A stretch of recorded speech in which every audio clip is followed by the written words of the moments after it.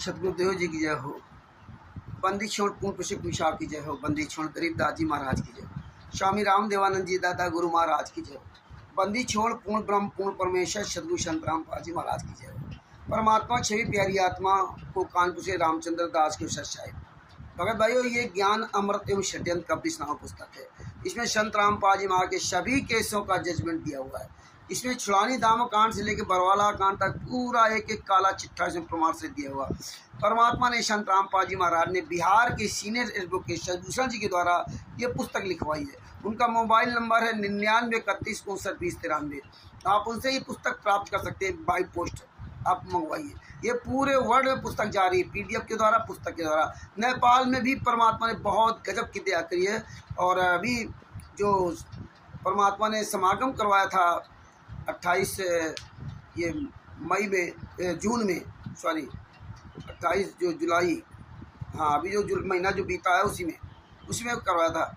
उसमें लगभग 60-70 आत्माएं आई थी और नेपाल से बहुत आत्माएं थी। नेपाल में कम से कम 60-70 पुस्तकें, लोग 70-80 पुस्तक लेकर के वहाँ गए।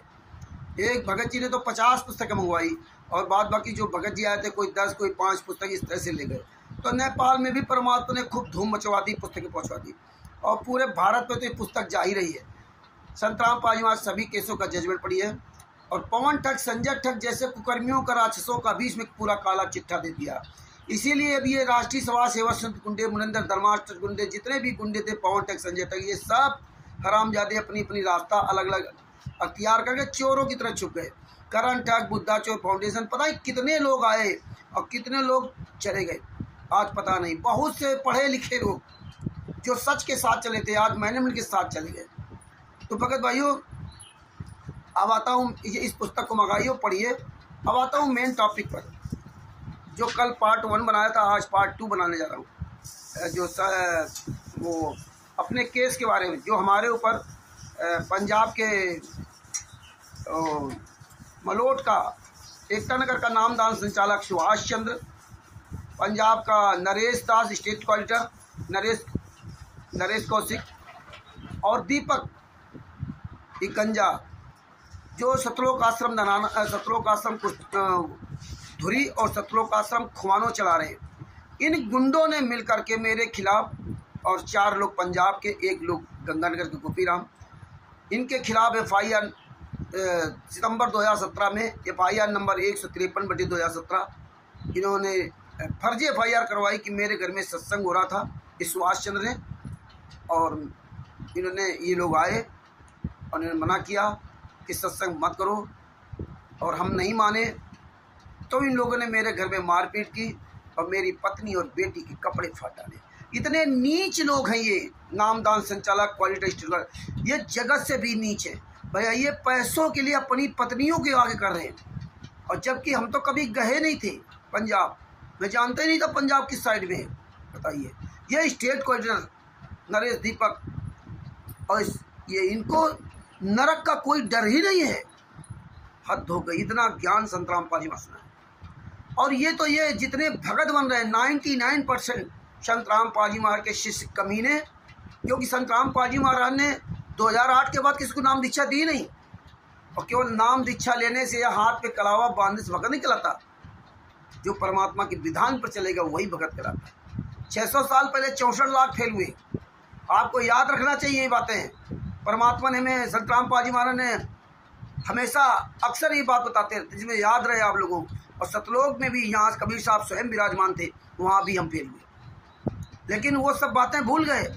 आज 21वीं सदी में पढ़े लिखे होने के बाद हम सबसे ज़्यादा नीच काम कर रहे हैं इस संत रामपाल जी महाराज के नाम के से। इतना तो जगत का व्यक्ति नीच काम नहीं कर सकता। उसको भी शर्म आती है कि यार, जो व्यक्ति कानपुर से आया नहीं, हमारे घर में कोई झगड़ा नहीं हुआ, इसके बाद भी हम पत्नी बेटी के कपड़े फाड़ने का आरोप लगा रहे हैं। वो भी सत्संग हो रहा था। ये नहीं कहेगा कि हम नाम दीक्षा दे रहे थे। ये जितने भी स्टेट क्वालिटर नामदान संचालक, ये नहीं कहेंगे हम नाम दीक्षा यहाँ दे रहे थे संत रामपाल जी महाराज के नाम से, या हम सत्संग कर रहे थे, दान पाठ दशमांश का पैसा ले, ये नहीं बोलेंगे। ये लिखा दिया, पत्नी बेटी कपड़े फाड़ रहे, सत्संग कर रहे थे। और वहाँ सत्संग सुनने वाले को क्या कहें? धिक्कार है उन लोगों को जो इनका विरोध नहीं करते कि भैया ये कौन सा तरीका बना रखा।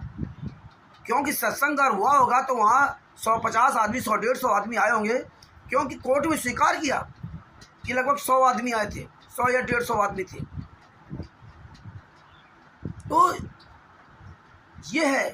अब भगत भाइयों, ये कानपुर से रामचंद्र दास, जो मैंने आरएसएस गुंडों ने तो किया क्या, उससे ज़्यादा कमीनापन जो ये 4 लोग थे पंजाब के, 4 लोग पंजाब के, 1 लोग गंगानगर गोपीराम, इन हरामखोरों ने जो कमीनापन हमारे साथ किया वो परमात्मा जानता और हम जानते हैं।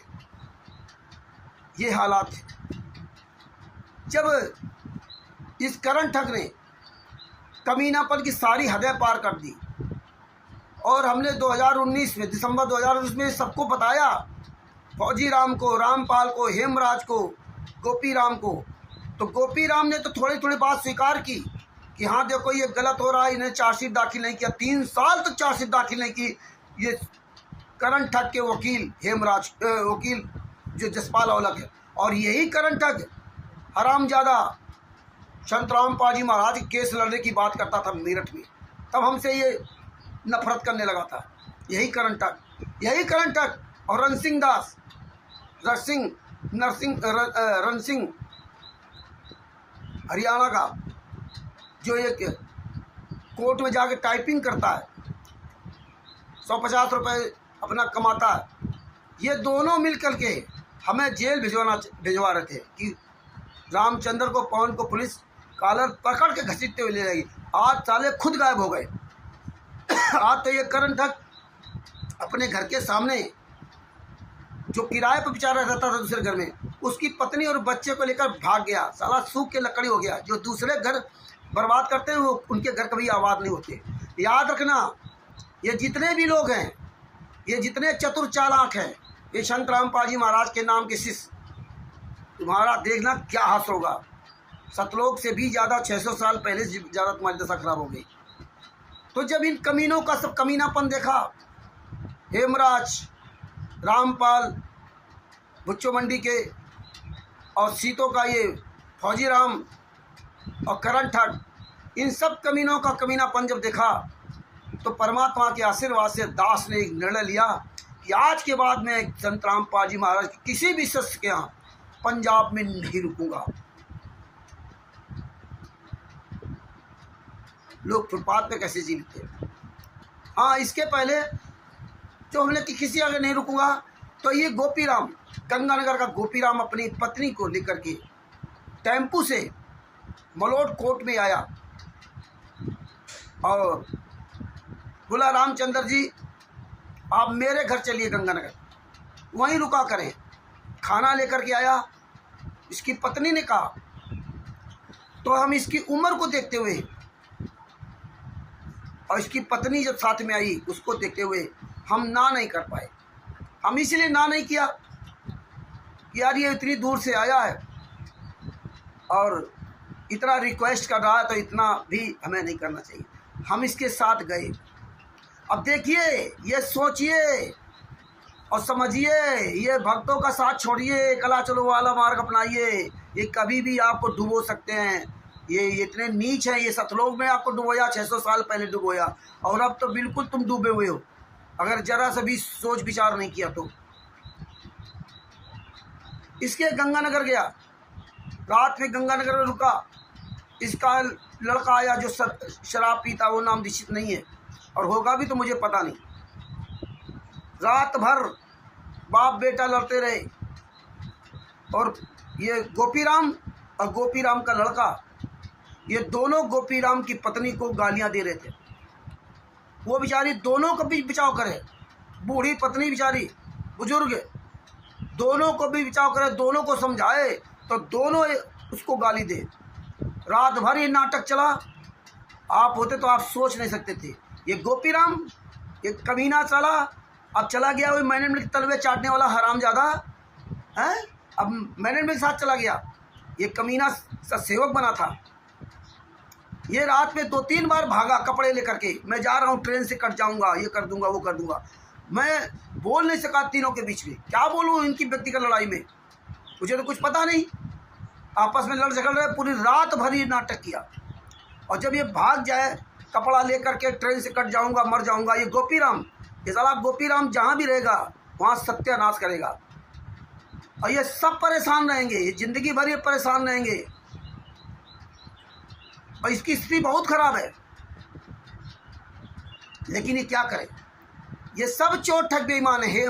ये चाहे फौजी राम हो चाहे कोई भी हो, ये फौजी राम अरे अपने दिल से पूछो किसका किसका पैसा खाए बैठा हुआ है। अपने आप को बहुत बड़ा वो सत्यवादी हरिश्चंद्र बनता है, बहुत बड़ा चतुर चालाक बनता है।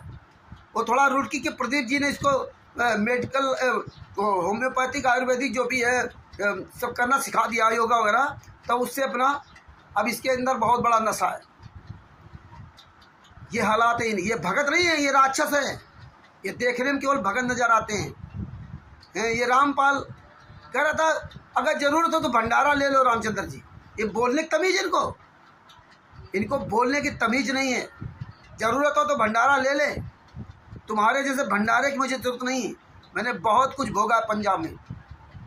अब फिर अपने टॉपिक में लौट के आता हूँ गोपी राम पर। तो जब ये भाग जाए रात में गोपी राम, तो हम उसकी पत्नी थी वहाँ पे भगतमती जी, उनसे कहें कि भगतमती जी ये ऐसा तो नहीं कहीं कोई गड़बड़ हो जाए, ये जा रहा वहाँ। उन्होंने कहा कि इसका हमेशा का नाटक है रामचंद्र जी, ये कहीं नहीं मरेगा। ये गोपी राम ही बहुत कमीना आदमी, ये कहीं नहीं मरेगा, फिर लौट के आएगा।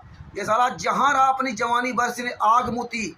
इसने रेलवे विभाग में जहाँ सत्यानाश किया, इसने अपने वंश को सत्यानाश कर लिया। इसका एक लड़का शायद मर भी गया था, और ये शराबी है। इस कमीने ने अपने वंश को नाश कर लिया। इतना ये नीच आदमी गोपी राम, गंगानगर का रहने वाला। इसके बाद इस कमीने ने रात भर इनका झगड़ा हुआ। ये 4 बजे रात में टेम्पू में सामान भरा अपने और वहाँ से निकला। लगभग 2:30-3 बजे रात को निकला हुआ। कहीं इसको फ़ोन कर रहा, कहीं इसको फ़ोन कर रहा, कहीं इसके वहाँ जा रहा, कहूँ रात में यहाँ चक्कर काटता रहा। फिर किसी का घर बन रहा था, उसके घर पहुँचा। पहले उसके घर जाकर उसके चाबी लिया, फिर जहाँ वो घर बन रहा था वहाँ गया। वहाँ से सारा सामान रखा टेम्पू का। तब तक लगभग सुबेरा हो गया। और रखने के बाद फिर वहाँ से चला टेम्पू से मुझे ले करके गंगानगर के वहाँ मलोट कोर्ट के लिए तारीख पर। ये दूसरी बार की बात है। ये पहली बार तो गए है कोई बात नहीं, ये दूसरी बार जब इसके यहाँ डायरेक्ट में गया हूँ तब की बात बता रहा हूँ। पहले बताने में थोड़ी इनसे गलती हो गई। तो रास्ते में जैसे हम गंगानगर क्रॉस कर रहे थे, लगभग शायद 10-15 किलोमीटर निकले होंगे, और वहाँ से मलोट जो है 80 या 85 किलोमीटर के आसपास ही होगा। गोपी राम ने अपनी कहानी शुरू कर दी। रामचंद्र जी देखो ये है, रामचंद्र जी देखो वो है, लड़का भी है, वो पत्नी भी है, वो। हम इसकी कहानी सुनते रहे, हाँ हाँ करते रहे और कुछ बोला नहीं।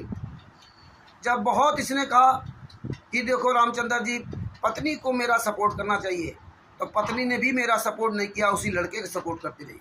जब कई बार ये बात करता रहा तो हमने कहा, क्योंकि मैं वहाँ था, आंखों देखा, हमने तो सारी चीज़ें आंखों देखी, कानों से नहीं सामने, तो बोलना भी मेरा उचित था वहाँ पर। तो मैंने कहा गोपी राम जी आपकी पत्नी क्या गलती थी?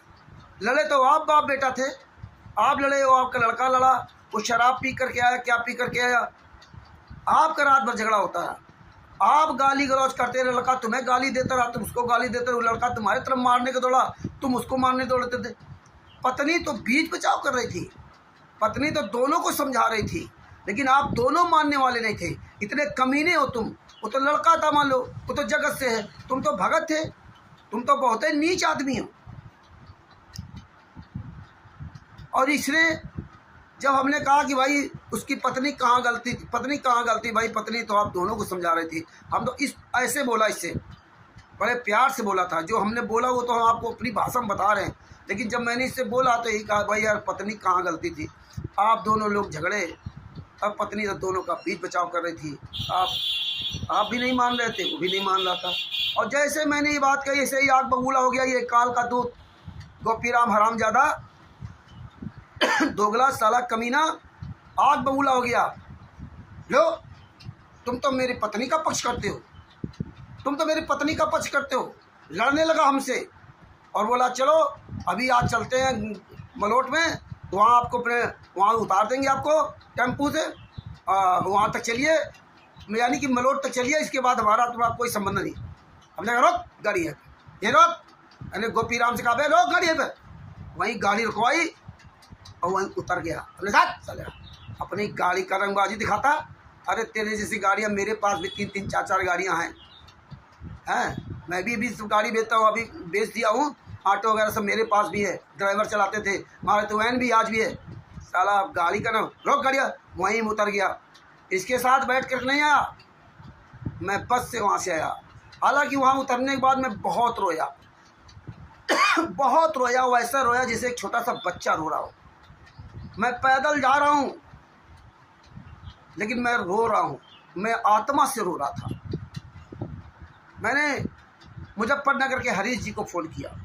हरीश जी बार बार फ़ोन करके मेरी लोकेशन ले रहे थे।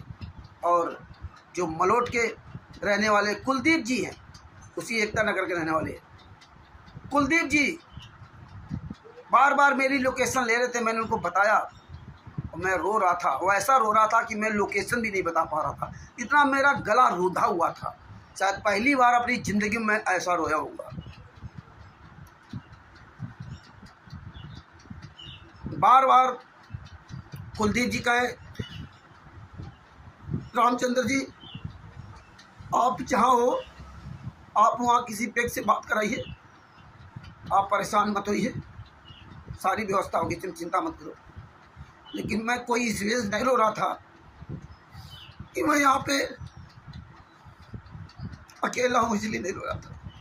रो इसलिए रहा था कि ये कितने नीचे हैं संत रामपाल जी महाराज के नाम के, कितने कमीने ही लोग हैं जिनको हम सतलोक आश्रम बरवाला में जब पहली बार 24 मई 2014 में गए थे,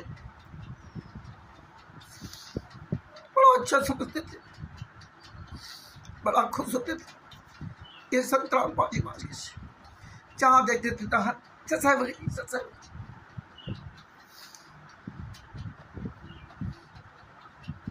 लेकिन शायद परमात्मा ने इसीलिए हमें पंजाब भेजा था। मैंने आरएसएस गुंडों से ज़्यादा इन कमीनों का जो भगत बन करके भक्षक बने इनका दिखाना था। परमात्मा ने, और मैं कोई तकलीफ नहीं थी, इसकी गाड़ी में बैठ के नहीं आया, बस पर बैठा मलोट में आया। मलोट में आने के बाद तारीख किया और तारीख कंटिन्यू। इसके बाद मैंने अंतिम निर्णय लिया कि आज के बाद मैं किसी भगत के यहाँ पानी तक नहीं पीऊँगा, ना जाऊँगा। लोग फुटपाथ पर अपना जीवन गुजारते हैं, मैं फुटपाथ पर रहूँगा। पहली बात तो हमें रहने को ऐसा समय ही नहीं था, क्योंकि सुबह हमें सराय रोहिल्ला को रात में बैठता था 10:45 पर, और सुबह 5:30 सवा 5 बजे 6 बजे तक हमें वो ट्रेन उतार देती थी। सुबह ट्रेन उतार दिया, दिन में तारीख करो, रात में 11:55 पे फिर वहाँ चलती थी सराय रोहिल्ला के लिए। ट्रेन में बैठो यहाँ जाओ, तो दिन भर अपना कोर्ट में बीत गया समय, और अपना चाहे जहाँ बने रहो, रात में स्टेशन में बैठे रहो, कोई दिक्कत नहीं थी।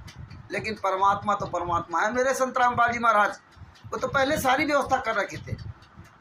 कुलदीप जी के द्वारा परमात्मा ने मुझे जगदीश भाई साहब के यहाँ, एक जगत के व्यक्ति हैं, उनके यहाँ भिजवा दिया। हम हरीश जी दोनों लोग उनके यहाँ गए। कुलदीप जी वहीं रहते थे।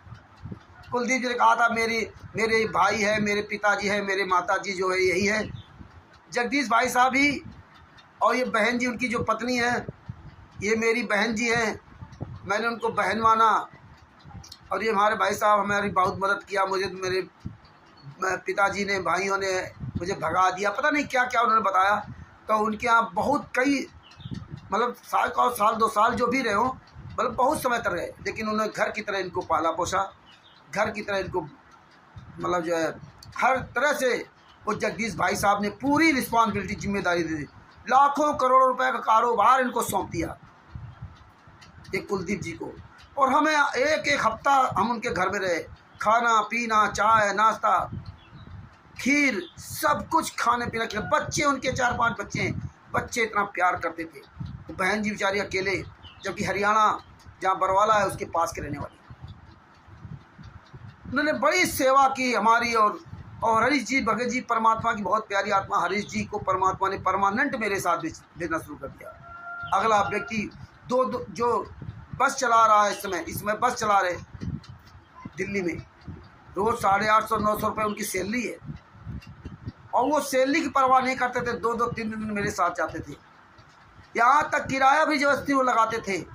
हम लोगों को वैसे बता नहीं था कि कहीं हम टिकट ले लिया, कहीं वहाँ उन्होंने टिकट ले लिया, लेकिन कोशिश यही करते थे कि हम सारा पैसा लगाएं। ये हाल था उनका हरीश जी का, आवाज़ भी वही है। बहुत परमात्मा ने बड़ी दया की, उनको साथ हमारे परमानेंट भेजा आखिरी समय तक, मतलब 1/8/2024 के जजमेंट तक उनको साथ में भेजा। और 1/8/2024 तक जगदीश भाई साहब जो परमात्मा की बहुत प्यारी आत्मा है, उनके यहाँ हमें रखा, भोजन कराया। चलते समय हम लोग रोए, हालांकि जगदीश भाई साहब को ही रामचंद्र कभी जिंदगी में नहीं भूल पाएगा। वो मेरा घर परिवार की तरह हो गया। जैसे लॉकडाउन में हरीश जी के यहाँ हम रुके थे, हम और कानपुर का सौरभ जो आज पवन ठक्की चमचागिरी करने लगा, 1-1.5 महीना रहे। बहुत बड़ा स्वागत किया उन्होंने, बहुत हेल्प की। उनके पिताजी, उनके भाई साहब डॉक्टर, उनकी सबकी पत्नियां, बच्चे, उनकी माता जी बहुत अच्छे, उनकी बुआ जी, उनके फूफा जी, मेरे सारे रिश्तेदार बहुत अच्छे हैं अभी जी।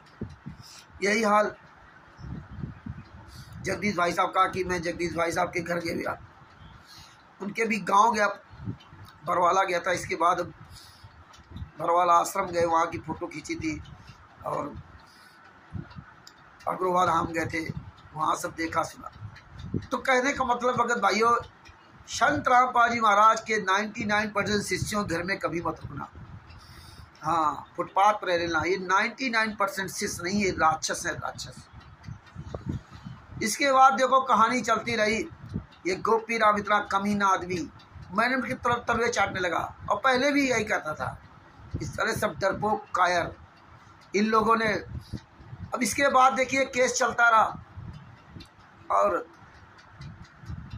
ये मेरी जमानत कैंसिल करवा दी, तो सब आपको बताया था पिछली वीडियो में। और इसके बाद जज साहब ने आज के 1.5 साल पहले उन्होंने 3 महीने तक समझाया, जो पिछले वाले जज साहब थे। 3 महीने तक हम 6 लोगों को समझाया कि समझौता कर लो, इस पर कुछ रखा नहीं है, क्या फ़ायदा लड़ाई झगड़े में, छोड़ो जो हुआ सो। ये मैडम आरएसएस का गुंडा सुभाष चंद्र, ये भी राजी हो गया था। और अगर कोई परमात्मा कहते हैं कि हार चले सो साधु है, लाग गाली ही से उपजे कले कष्ट नीच, और हार चले सो साधु है, लाग मरे सो नीच। कोई पढ़ा लिखा व्यक्ति, कोई अच्छा व्यक्ति, बुजुर्ग अगर समझाए तो हमें उस मान लेना चाहिए। तो जज साहब ने जब समझाया तो हमने जज साहब से ही कहा, भरी कोर्ट में सबके सामने, ये करण टाक, पवन करण और ये फौजी राम, ये तो नहीं बोल पाए, और रामपाल, हेमराज और ये गोपी राम, इनकी आवाज़ नहीं निकली। उन्होंने बोला थोड़ा बहुत सब लोगों ने, लेकिन परमात्मा ने एक लाइन बुलवाई, हार चले साधु है, लाग मरे सो नीच। हार चले, जज साहब मेरे गुरु जी ने कहा है कि हार चले साधु है, लाग मरे सो नीच। हमारी गलती नहीं है, लेकिन फिर भी आप इसको निपटा रहे मामला, तो हम स्वीकार करता हूँ कि मैं माफ़ी मांगता हूँ। माफ़ी मांगने से कोई बड़ा नहीं, छोटा नहीं हो जाता। हमारे कबीर साहब ने कई बार माफ़ी मांगी। हमारे स्वामी सतगुरु संत रामपाल जी महाराज जब गांव-गांव में सत्संग करने जाते थे, लोग इनको पकड़ के मारते थे, कान कर करके उठा बैठक करवाते थे। बोल आज के बाद नहीं आऊँगा, नहीं आऊँगा, आज के बाद ही नहीं सुनाएगा, नहीं सुनाएंगे, इस तरह से। और हमें तो जज साहब समझा रहे थे, और हम जज साहब ने, ये करण नहीं मान रहा था, तो जज साहब ने कहा हम 5 लोगों से कि आप लोग समझौता कर लो, और यानी कि रामचंद्र, हेमराज, रामपाल और फौजी राम और गोपी राम, बोले आप 5 लोग समझौता कर दो, मैं आज ही निपटा दूंगा। करण बोला नहीं, मैं तो केस लड़ूंगा, मैं तो बाइज्जत बरी होऊंगा। अरे भैया, जैसे आप 1.5-2 साल बाइज्जत बरी हो रहे, तो ऐसे आज भी बरी हो रहे, बाइज्जत बरी हो रहे, इसमें कौन सी दिक्कत हो गई? अगर कहीं ये केस चलने के बाद अगर गवाह गुजर गए, अगर सजा हो गई, तब क्या करोगे? तब क्या करोगे? अभी तो हम इसको निपटाए दे रहे हैं। इसने कहा मेरे पास ये सबूत, मेरे पास वो सबूत, मेरे पास वो सबूत। जब साहब ने कहा क्या क्या सबूत है, मेरे पास ये पर्ची है, मेरे पास वो पर्चियाँ। बोले उन पर्चियों कोई महत्व नहीं इस केस में, क्योंकि इस केस में तो आपको दिखाया है कि आप सुभाष चंद्र के घर में गए, फर्जी नामदान संचालक के यहाँ गए और आप सत्संग नहीं होने दिया, मारपीट किया। यहाँ तो पर्ची वाला, नाम दीक्षा वाला, उसका कोई मतलब ही नहीं है, तो इसमें आप कैसे दिखाओगे? आपने तो कोई FIR की नहीं इनके खिलाफ, तो आप तो केवल गुमराह कर रहे हो इन सबको। जज साहब ही सब बता रहे थे, काफ़ी चीज़ें बताई, काफ़ी चीज़ें हमें खुद समझना चाहिए कि आप तो एक गुमराह कर रहे हो। और वहीं इसके मुंह पर बहुत झाड़ा जज साहब ने, लेकिन ये तो चाहता था कि रामचंद्र किसी तरह परेशान हो।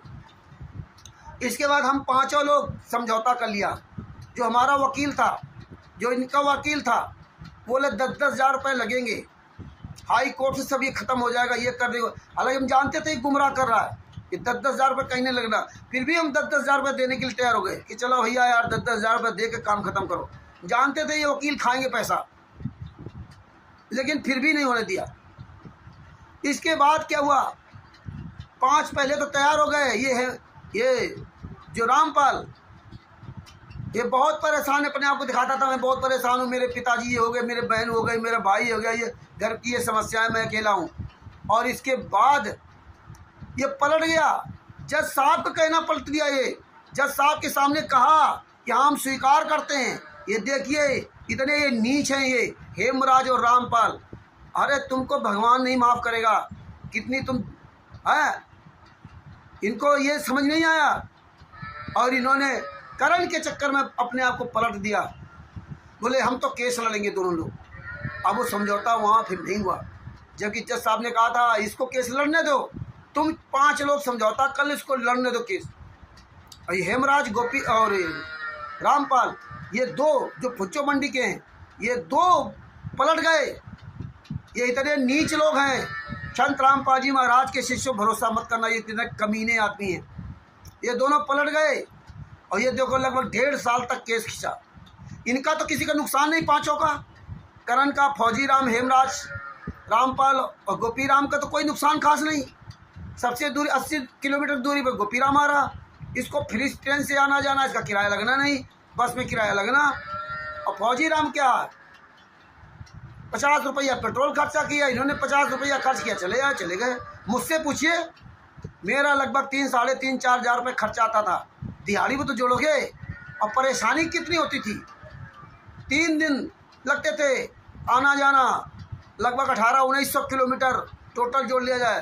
अब आप सोचिए, अब ट्रेन का रिजर्वेशन नहीं तो बस से जाना, बस का 500-500 रुपया दिल्ली का लगा, कितनी परेशानी होती थी। आप खुद सोच सकते हो। आदमी अपने लोकल में केस नहीं लड़ पाता, और हम पंजाब लड़ने जा रहे हैं। और इसके वकील करण तक के तो वकील ने तो सारी सीमाएं तोड़ दी। हर तीसरे महीने मुझे तारीख बुलाता रहा, बताइए, हर तीसरे महीने। अब जो जनवरी 2018 से और ये 2024, 1/8/2024 तक आप जोड़ लीजिए, कितनी बार मैं गया हूँ, कितना मेरा पैसा बर्बाद हुआ। इन हरामजादों क्या हुआ। और ये साला करण, ये कमीनों ने FIR तक नहीं उसके खिलाफ करवाई, जबकि सारे सबूत इसके पास रखे हैं, लेकिन ये FIR तक नहीं कराई। ये हालात है। इसीलिए ये भगत समाज भरोसा करने लायक नहीं। हमसे कहते राजस्थान आ जाओ भगत जी। कुछ लोग भगत ऐसे होते हैं जो अच्छे भगत हैं, राजस्थान हो चाहे मध्य प्रदेश, कोई कहता मध्य प्रदेश में आ जाओ, कोई कहता पंजाब में आ जाओ, कोई कहता कहीं आ जाओ, कहीं आ जाओ, हम आपके साथ में। कोई कहता नेपाल में आ जाओ, कोई कहीं कहता है हम आपके साथ में, आप आगे चलो। ये कोई साथ देने वाला नहीं। इसीलिए धीरे धीरे परमात्मा ने सब दिखा दिया और रास्ता किनारे कर लिया। अपनी लड़ाई लड़ो, जो समझ में आए, जिसको बोलना बोलो। इनको साथ लेके चलोगे, ये तुम्हारा पीछा छोड़ देंगे, कल को तुम्हें डुबो देंगे। ये अपने गुरु को डुबो दिया, इन गद्दारों ने सतलोक में अपने परमात्मा को डुबो दिया। कबीर साहब की ऐसी तैसी कर दी, जहाँ फ्री हराम का खा रहे थे सतलोक में। इसके बाद 600 साल पहले कबीर साहब 120 साल तक इतना ज्ञान दिया, इतनी यातनाएं सही, ये 64 लाख उनके नहीं हुए। और आज देखिए, अब 1994 से लगा 2018 नवंबर 2014 तक संत रामपाल जी महाराज इतना ज्ञान दिया, आज एक भी 99% उनके कोई शिष्य नहीं बचा। और इतने नीच काम कर रहे हैं कि आज शायद भारत के इतिहास में किसी ने नीच काम नहीं किया हुआ, और इन नीचों का ये भरपूर समर्थन कर रहे हैं। आज मैंने देख लीजिए, परमात्मा ने कभी भीख नहीं मांगी। ये गद्दार परमात्मा के नाम से गेहूं दाल चावल आटा सब मांग रहे, शरीर तक दान करवा दिया, खून तक पी रहे। अभी तो परमात्मा जिंदा है, और जिंदा गुरु जेल में फोटो को पुजवा दिया। अभी से उनकी जो है ना फोटो पे पुजवा दिया, फोटो के आगे भोग लगा दिया, फोटो के आगे आरती करे। और तो और जो संत रामपाल जी की पत्नी अनारो माई, उनकी बेटी, ये सब फोटो की आरती उतार रहे हैं।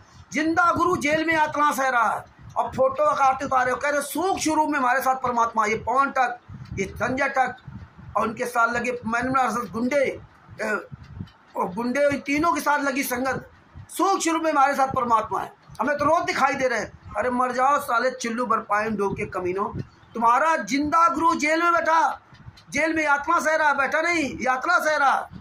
इन कमीनों ने कांड करवा के जेल में डलवा दिया। अब ये कमीने कहते लीला कर रहे हैं। धिक्कार है तुम जैसे लोगों को, चिल्लू भर पानी में डूब के मर जाना चाहिए। इसीलिए भगत भाइयों, इन गुंडों का इनसे दूर हो। संत रामपाल जी महाराज के शिष्य में सब बच के रहो। ये कब तुम्हें, ये आस्तीन के सांप हैं, आस्तीन के सांप कब काट ले कोई पता नहीं। ये एकला चलो वाला मार के बच्चे परमात्मा ने पंजाब जाकर के बहुत दिखाया। देखिए ये ज्ञान अमृत सरीन का 20 नामक पुस्तक में बहुत बड़ी ताकत है। ये वर्ल्ड की सबसे बड़ी पुस्तक है। ये कहीं भी पुस्तक लेके चले जाओ, राष्ट्रीय सभा सेवा समिति गुंडा, जितने भी गुंडे हैं, सतलोक आश्रम संचालक गुंडे, पवन ठग, संजय ठग और इनके साथ के चमचे, ये कोई भी हरामजादा इस पुस्तक जिसके पास होगी उसका सामना नहीं कर सकते। इतने नीच लोग हैं। परमात्मा ने ऐसा ये हथियार दिया है, ऐसा परमाणु बम दिया है कि ये इन गुंडों की औकात नहीं कि इस पुस्तक का सामना कर सकें। ये जितने भी संत रामपाल जी महाराज के अपने आप को शिष्य कहते हैं, 99% जो मैंने आज गुंडों के साथ सतलोक आश्रम धनाना है, फलाना ढिमका जा रहे हैं, इनकी औकात नहीं कि इस पुस्तक का सामना कर सके। इनकी औकात नहीं कि कहीं भी एक सार्वजनिक प्रोग्राम कर सकते हैं। मैं चैलेंज देता हूं कि तुम असली बाप की एक प्रोग्राम करके दिखाओ, लेकिन नहीं दिखा सकते। ये पुस्तक को पढ़िए, अपने पास ये पुस्तक रखिए। ये रामबाण है, ये अपने पास पुस्तक रखिए। आपको किसी हथियार की जरूरत नहीं है, आप ये पुस्तक रखिए। जो भी इस पुस्तक का नाम सुन लेगा और देख लेगा, इस कलर को देख लेगा, तब भी तुमसे वो दूर भाग जाएगा। इस पुस्तक में इतनी बड़ी ताकत है। तो भगत भाइयों, परमात्मा जब पंजाब जाता था, ये ज्ञान अमृत पुस्तक दिखाता था, ये जूता दिखाता था। नरेश, दीपक, सुभाष चंद्र और जितने भी स्टेट कॉर्डिनेटर नामदार संसद गुंडो, तुम्हारी औकात हो तो फला तारीख को मैं पंजाब में आ रहा हूँ और साले वहीं मलोट कोट में जूतों से मारूंगा। अकेला जाता था रूपनगर से मलोट कोट तक, अकेला आता था, पैदल जाता था, पैदल आता था। हरीश जी साक्षी है, गवाही है। और वो रूपनगर के जगदीश भाई साहब गवाह है। जगदीश भाई साहब हमेशा ये कहते थे, रामचंद्र जी लो मैं आपको मोटरसाइकिल से छोड़ाता हूँ कोर्ट। उनको नहीं भगत जी, चाहे पानी बरसे चाहे धूप तेज हो, उन्होंने हमेशा यही कहा कि रामचंद्र जी आपको मैं छोड़ाता हूँ और जब आप कोर्ट से फ्री हो जाएगा फ़ोन कर देना, मैं आपको ले आऊँगा। ऐसा हमारे साथ व्यवहार किया। तो जगत के जगदीश भाई साहब, नाम भी उनका देखिए, जगत ईश इस संसार के ईश्वर, संसार का पालन करने वाले जगदीश कि यहाँ परमात्मा ने मुझे बोला जगत ईश। अब आप सोचिए, बहुत बहुत सहनशील व्यक्ति हैं, क्या बताऊँ आपको। तो भगत भाइयों, परमात्मा पर भरोसा रखो। ये जूता दिखाता रहा, कोई साला कमीना वहाँ नहीं आया। इतने साल तक मैं अकेला भी जाता रहा, जब हरीश जी नहीं जाते थे तब भी मैं अकेला जाता रहा, लेकिन कोई कमीना हाथ नहीं लगा पाया। और वही पंजाब, तो वही गंगानगर गोपीराम का, जहाँ करंट तक गंगानगर गया था, वहाँ इसको गिरा गिरा के मारा गया था, खून से लथपथ था। और इसके साथ जो 4-5 थे वो कोई इनकी मदद नहीं कर पाए, बल्कि वीडियो बनाते रहे। और इसे पवन ठग मध्य प्रदेश में मारा गया और जयपुर में घर के अंदर घुस करके मारा गया, इसके कमीनापन के। संजय लुधियाना में इसको उतार के बेइज्जत किया गया। और जब बिहार गया था तो ट्रेन में इसको फावड़े से काटा गया था। और यहाँ जहाँ हम गए हैं परमात्मा देश, वहाँ पहले बोल के गया हूँ, बिहार का गुंडा था जो हमें धमकी देता था नामदान संचालक की, अगर तू बिहार में आ जाएगा तो बोटी बोटी काटूंगा। और फिर नहाऊंगा, इसके बाद नाम शुद्ध कराऊंगा। और जब मैं गया तो उसको फ़ोन करके गया कि मैं फला तारीख को बिहार आ रहा हूँ, और इसके बाद कोई नहीं मिलने आया। अकेला गया, अकेला आया वहाँ से। मतलब वैसे साथ थे लेकिन वैसे बता रहे। तो भगत भाइयों, और पंजाब तो देखो 2018 से 1/8/2024 तक कंटिन्यू गया। कोई साला माई का लाल सामने नहीं आया। वहाँ के नामदान संचालकों को, कोऑर्डिनेटरों के, स्टेट का सब पर जूता चलाता रहा। परमात्मा ने कहीं झुकने नहीं दिया। भगत भाइयों, सांच बराबर तप है, तब नहीं, झूठ बराबर आप, जाके हृदय सांच है ताकि हृदय आप। परमात्मा सच के साथ रहता है। और कहते ना, ज्यो ज्यो प्रतिप्रता जमी पर धरे पाँव, और सम्रत झाड़ू देत है कहीं कांटा ना लग जाए। परमात्मा तो जानते थे द्रौपदी जी की तरह, द्रौपदी जी की तरह परमात्मा जानते थे कि मेरे बच्चे इस रामचंद्र को परेशानी मिलेगी, कोर्ट तो जाना पड़ेगा इसको। तो द्रौपदी जी की तरह परमात्मा ने, जिसने द्रौपदी जी को, जब वो साधु नहा रहे थे तो उन्होंने नाटक किया था कि लंगोटी बह गई। द्रौपदी जी ने अपनी साड़ी फाड़ फाड़ कर भेजी थी। द्रौपदी ने कहा, जब बाद में पता चला, जब भगवान श्री कृष्ण ने बताया, तब वो बहुत रोई। अगर मुझे पता चलता वो परमात्मा है तो मैं तो सब कुछ निछावर कर देती। और हमें तो पता चल गया है, पहले से पता चल गया था। वो द्रौपदी जी का चीरहरण बचाने के लिए परमात्मा ने पहले से ही क्या व्यवस्था की थी। द्रौपदी जी से चीर मांग लिया। इसी तरह परमात्मा मुझ रामचंद्र को बचाने के लिए पूरी फौज पहले से तैयार कर रखी थी। बिहार के सीनियर एडवोकेट के शशिभूषण जी, कुलदीप जी जो वहीं पंजाब के रहने वाले, और पूरी व्यवस्था परमात्मा ने करवाई। जगदीश भाई साहब, सबसे अहम रोल जगदीश भाई साहब, जो पंजाब में जिला मुक्तसर मलोट सिटी के अंदर रूपनगर पड़ता है। रूपनगर के रहने वाले जो प्लाटिंग का काम करते हैं, जो घर लोगों को घर बसाने का काम करते हैं, देखिए कितना अच्छा काम करते हैं। जगत ईश संसार का पालन पोषण करने, वो लोगों को बसाने का काम करते हैं। परमात्मा ने उनके यहाँ रुका, और परमात्मा ने इतनी दूर जाने के बाद भी किसी भी भगत से 1 रुपया नहीं लेने दिया। साला ये पवन ठग, ये संजय ठग, मैन आरएसएस गुंडे भक्तों के पैसों से ऐश करे, साले जूते चलेंगे जूते। आज औकात नहीं इस पवन ठग के गुर्गों की, साले सामने कहीं आ जाए। चोरों की तरह साले छिपे घूमते, मर जाओ चुल्लू भर पानी डूब करके ना। अपने आप को संतराम पाजी महाराज का शिष्य कहते हो? अरे तुझसे अच्छा तो प्रहलाद था, वो तो किसी का शिष्य नहीं था, उसका बाप काल ब्रह्म था, लेकिन अपने बाप के आगे नहीं झुका। तुम जैसे साले कमीने चोर की तरह छुपे घूम रहे हो। भगत भाइयों, संत रामपाल जी महाराज के एक एक वचन पर चलिए, पलटिए नहीं। आप अपने परमात्मा के वचनों चलो। तमाम आएंगे काल के दूत आपको भ्रमित करने के लिए। आपको केवल परमेश्वर के सत्संग और संत रामपाल जी महाराज के साथ जो यहाँ सांसारिक दृश्य जो इलीगल उनके साथ किया गया, वो भी हमें लीगल की तरह चल करके ना परमात्मा को पूरी दुनिया के सामने ये निर्दोष साबित करवा दिया। इस पुस्तक ने, इस पुस्तक का प्रचार प्रसार करो, सच्चाई पूरी दुनिया में पहुंचाओ।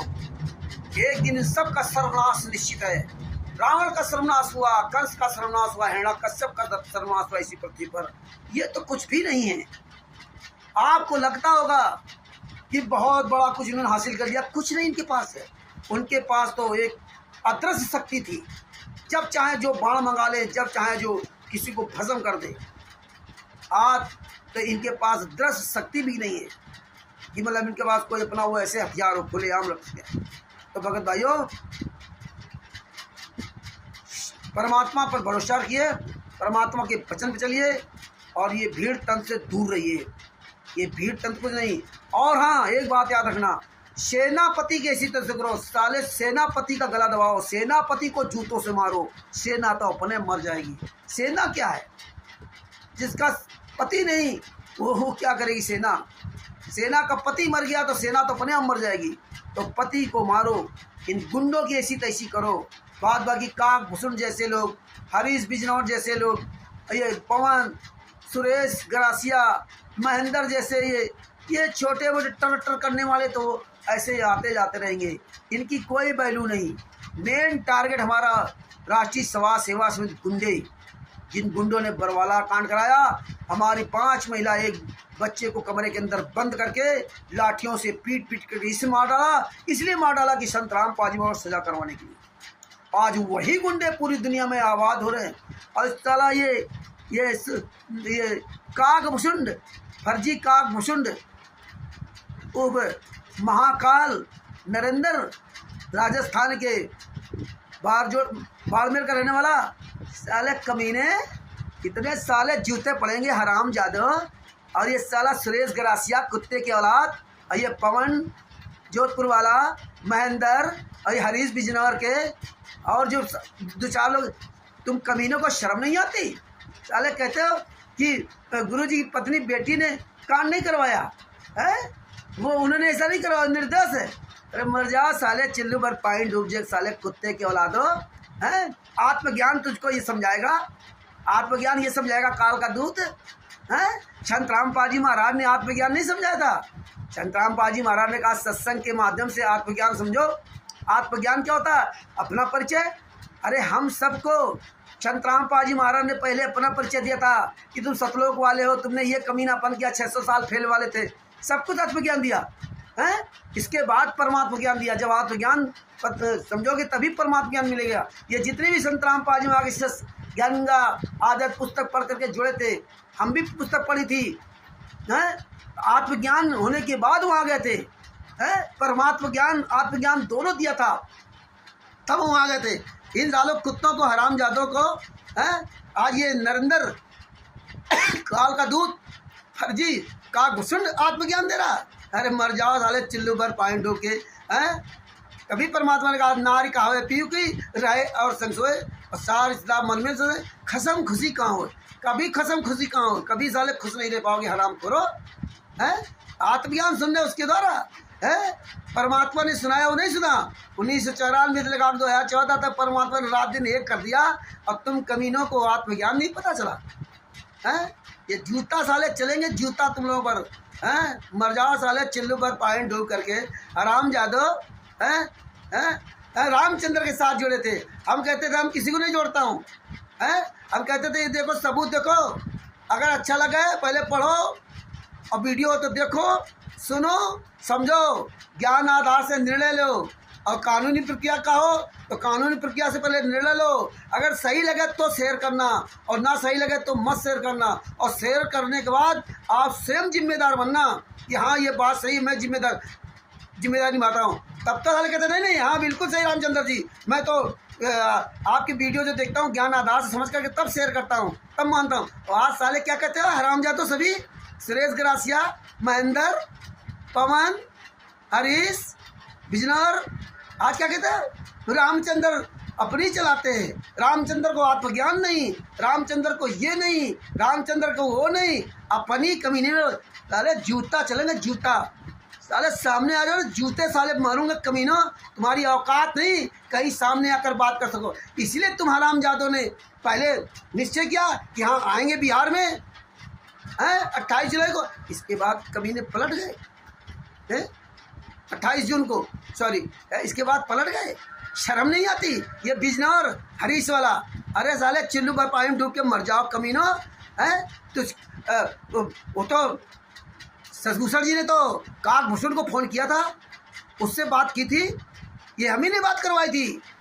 शशभूषण से कहा था इनकी रिकॉर्डिंग करो, इन कमीनों के ये साले दोगले हैं, पलट जाएंगे कल, इसीलिए रिकॉर्डिंग करवाई थी, इसीलिए हमने फ़ोन करवाया था। और जैसे शशभूषण जी ने को फ़ोन किया है, वैसे ही हरीश जी ने फ़ोन किया शशभूषण जी को। क्यों फ़ोन किया तूने? उसको तो फ़ोन नहीं किया था शशभूषण जी ने, और अपना नाम लिखवाया कि हम 4 लोग आ रहे हैं। बोले कौन कौन? बोले हम, सुरेश, पवन हैं और महेंद्र, और वो काल का दूत नरेंद्र। दूसरे जी कहते नहीं 5 लोग हो आप। बोले नहीं नहीं 4 लोग हैं। फिर गिना रहा अपने आप को सहित। फिर ससभूषण जी ने अलग अलग करके गिनाया कि तुम तो हो। बोले हाँ हाँ हाँ। बताइए हरीश को ये भी गिनती नहीं मालूम। एक बार नहीं कई बार उन्होंने कहा है। तब तो बताया हाँ हमारे टिकट करा दी। और जब इसका साला गुरु नरेंद्र हरामजादे ने जब इनकार कर दिया आने के लिए, तब हरीश ने फ़ोन नहीं किया। तब हरीश ने फ़ोन नहीं किया इस दोगले ने कि ससभूषण जी हम भी नहीं आ रहे हैं। अरे मर जाओ साले चिल्लू भर पाए डूब के। क्यों फ़ोन किया था ससभूषण जी को हैं? फिर नहीं फ़ोन किया। अरे करना नहीं चाहिए तुझे। और नहीं फ़ोन किया तो साले जाते वहाँ पे। हरामजादो कितने नीच हो, इसलिए तुम्हारी नीचता परमात्मा ने दिखा दी है। भगत भाइयों ऐसे हरामजादों से बचिए। परमात्मा इसलिए छटनी करवा रहे हैं, इसीलिए ये सब साले जूता खो रहे हैं, इसलिए परमात्मा ने इनको अलग करा दिया। भगत भाइयों बहुत जागरूक बन के चलिए। हाँ पता नहीं कब क्या हो जाए, कब कहाँ कौन पलट जाए। और ऐसे गुंडों से परमात्मा, ऐसे दोगलों से परमात्मा हमें आप सबको बचाते हैं। हमें आपको सबको इसीलिए परमात्मा बचाते हैं। अब नरेंद्र हरामजादा कर रहा रामचंद्र का सामना करेंगे, ये करेंगे वो करेंगे हैं। अरे जब तुझे यही करना था बिहार में आता, तुझे कोई खा जाता क्या? अरे आता तो कम से कम अपने चमचों के लेके आता। लेकिन हमने तो पहले बता दिया था, अन्य भक्तों ने कहा आएंगे नहीं, ये साले दोगले ये क्या आएंगे हैं। तुरंत पलट गया, तुरंत दुनिया बहाना करने लगा। और ये सुरेश गासियास अरे जूते मारे कमीने के। साला क्या कहता है, ससभूषण जी ने मना कर दिया है मत आना, लिख के डाला है। तुझे साले शर्म नहीं आती? ससभूषण जी कहाँ मना कर दिया? अरे फ़ोन तो तेरे बाप ने किया था ना नरेंद्र ने कि हम नहीं आ रहे हैं। ससभूषण जी तो ये कहा था कि भैया ज्ञान सुनाने मत आना, क्यों ज्ञान तो हमारे गुरु जी 1994 से सुना रहे हैं। हाँ इन कमीनों को ज्ञान सुनाना तो सुनाओ, यहाँ कोई तुम्हारे ज्ञान के लिए नहीं बैठा। अरे हमारा गुरु मुझे ज्ञान दिया, हम अपने गुरु के ज्ञान से परिपुक्त नहीं हो पाए, हम संतुष्ट नहीं हुए। ये नरेंद्र आएगा हरामखोर, ये समझाएगा, ये पवन तक समझाएगा, ये संजय समझाएगा, ये साले सब कमीने समझाने लगे, ज्ञान दे रहे हैं। ये मैंने अरसस समझाएगा, ये 4 लोग ज्ञान देने लगे, पवन तक, संजय तक, मैंने अरसस, और एक ये नया आ गया काकभूषण, हरजी काकभूषण, महाकाल, ये सब ज्ञान देंगे। ये 4 ज्ञान देने वाले बन गए। इन कमीनों को ज्ञान सुनेंगे कि अपने गुरु जी ज्ञान सुनेंगे? ये बात कही थी। तो तुम्हें तो कमीनों आना चाहिए ना। और तुम साले कहते मेरे तरकीब है, आप कह रहे हो पूरी संगत हमारे साथ आ जाए, पूरी दुनिया मेरे साथ आ जाए, तब फिर जो है गुरु जी जेल से बाहर आएंगे। अरे साले कमीनों, आज गुरु जी की बेटी और लड़कों परिवार को सही बता रहे हो? जिन कमीनों ने 5 महिला एक बच्चे को हत्या करके हैं और कोर्ट में जा करके बयान दिया कि हाँ हमने हत्या की, डंडे उपलब्ध करवाए हैं, संतराम पाजी महाराज को सजा करवाई। अब आज साले कमीनों कहते नहीं गुरु जी की बेटी वो हंस मुनि दूत है, उसने ऐसा किया। अरे साले कुत्तो शर्म कर लो हरामजादो, तुम्हें पता ही नहीं हंस मुनि है क्या हैं? वो किताब लेके सुना दिया कबीर सागर में है। कबीर सागर में तो मिलावट हंस मुनि के बारे में क्या है, कौन हंस मुनि तुम जानते नहीं क्या है हंस मुनि है। ऐसे तो मदन पंथी तो संतराम पाजी महाराज को हंस मुनि साबित करता है, उसके सबूत देख ले तो आपको साबित हो जाएगा कि हाँ संतराम पाजी महाराज हंस मुनि है। साले शर्म नहीं आती, हराम करो, तुम जिंदगी वैसे रहोगे। भगत भाइयों ये सब मैंने में अरसस ज़्यादा खतरनाक ही हैं जो संतराम पाजी महाराज अपने आप को शिष्य कहते हैं। इसलिए किसी के साथ मत करना, किसी से कोई भी पैसा उस तरह मत लेना, जिसको करना वो स्वयं सेवा करे आकर के ना। ये हरामजादों से दूर रहना। भगत भाइयों परमात्मा ने इसलिए विजय दिलाई है। आप परमात्मा भरोसा रखिए, जो परमात्मा के ऊपर भरोसा नहीं रखेगा वो पवन की तरह चोरों की तरह छुप के रहेगा, वो मैंने अरसस गुंडों की तरह चोरों की तरह छुप के रहेगा। आज संतराम पाजमा का छोटा भाई महेंद्र भगवाड़ा मोहनलाल साले पर जूता चलाया, भाग गया साला फोन काट कर, पुलिस की धमकी दे रहा। साले तेरी औकात नहीं साला, सतलों का आश्रम धनाना के अंदर घुसा रहे, तेरी औकात तो साले एक सार्वजनिक प्रोग्राम करके दिखा दे। महेंद्र भगोड़ा, राम कुमार ढाका, राज कपूर, पुरुषोत्तम सैनी, विष्णु साहू हरामजादे मध्य प्रदेश हैं, जितने भी हैं, नरेश पंजाब का नरेश और दीपक, जितने भी हैं पूरे, ये राजस्थान का auditor, state auditor Prakash Mali और अन्नुदासी, उत्तर प्रदेश के जितने भी हैं, अरे साले तुम्हारी औकात नहीं। नेपाल का रामपाल आदत, पूरे वर्ल्ड में जितने भी स्टेट ऑडिटर नामदार संचालक और ये पुस्तक बेचने वाले क्वालिटर है। तुम सालों सबकी औकात नहीं कि एक भी प्रोग्राम कर जाओ। तुम साले सब मिलकर कर अपनी असली बाप की औलाद हो तो एक सार्वजनिक प्रोग्राम करके दिखाओ, बुलाओ सारे संत राम पाजी महाराज के सारे शिष्यों को और अन्य धर्मगुरुओं को, आओ तुम्हारी औकात तो सामने तब पता चलेगा। लेकिन तुम साले कभी नहीं आ सकते, तुम्हारे पास जूते चलेंगे, सभी सतलोक आश्रमों को फूंका जाएगा, जिंदा जलाए जाओगे जिंदा।